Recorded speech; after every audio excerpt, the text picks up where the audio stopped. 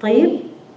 Now the Rasul ﷺ fasted 9 months, 9 Ramadans. So where was the fasting became obligation? When and where? Second year. So the second year of, it's the second year of Hijrah, meaning second year on Medina, and it is, Rasul ﷺ fasted 9 years.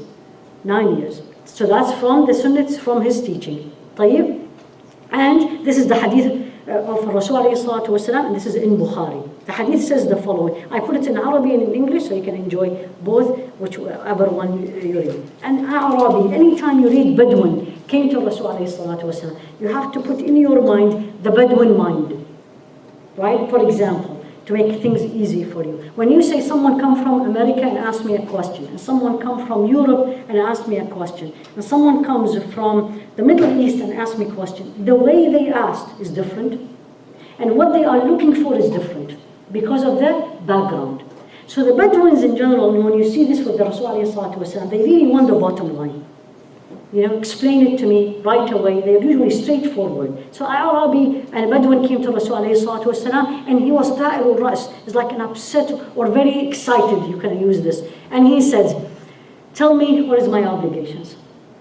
You know, when you say, I'm too busy, don't tell me do all these things. Give me the bottom line. أخبرني. And he says, ما فرض الله عليك. Here you go. Tell me what Allah made obligation on me. And he said, number 1, as-salah.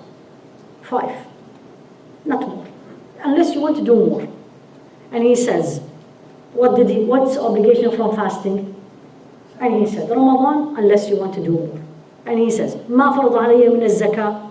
What about zakah? What's my obligation? And he explained it to him. And he explained to him all the rules of Islam. Now look what he said. قال والذي أكرمك. He made an oath by the one who have dignified you. I will not do more. I will do this and nothing more. Look at the answer, because a lot of us will say, khalas, why you are making all this 9 yards? I'm going to do Ramadan, I'll fast my 5, I'll pray my 5, I'll do to Hajj, I'll do my zakah, and I'm done. Look what he answered. قال أفلح إن صدق. He said, he is going to be successful if he was truthful. Meaning, this is not easy. Don't take it lightly. Don't take it lightly. You're talking about all your life. 5 salah, on time, properly. I'm not going to do anything more. Neither before nor after. Anyone in this room or anyone you know can guarantee you that all their life they did this or they will do this. That's why he said, أَفْلَحَ إِنْ صَدَقَ. If he was truthful, then that's it. You don't need more. Ash-shahid, as they say, what we learn from this hadith is that Sawm is an obligation, because he asked him, tell me only the obligation, don't tell me more. And that's what he told him. So you have now Quran, you have now from the Sunnah, the action of Rasul alayhi salatu wasalam, and his sayings. And that's another one which is very popular hadith, you probably all know, and that's narrated by Sayyidina Umar radiallahu anh, and he says, the Islam was built on 5. You all know this. Buni al-Islam ala khams. Islam was built on 5, and you declare Allah is the only God, you perform 5 salah, you perform zakah, and then you fast Ramadan, and then you do the hajj if you are able. That's it. That's the house, that's the foundation. Without these, there's no house, there's no foundation. And I cannot pick and choose, because these days we are picking and choosing. I can do salah, but I can't do salah.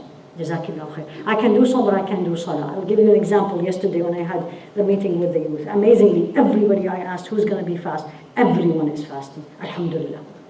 But when I asked about salah, and they were very honest, I really loved it, and 2/3 did not raise their hands. And I said, who says fasting is more important than salah? Or salah more important than fasting? It's not me, pick and choose. It's the one who created me and you, and who brought me the deen, and who explained to me this religion. He said these are 5. He didn't say do this and if you can do the other. So don't pick and choose. You have to. The reason I'm saying this is I want us to change the way we look at Allah's obligations. It's not a choice. Once you say obligation, it's not a choice. I have a choice to obey Allah or not, and I will bear the sequences. But these are not choices. So now you had the Sunnah, now you had the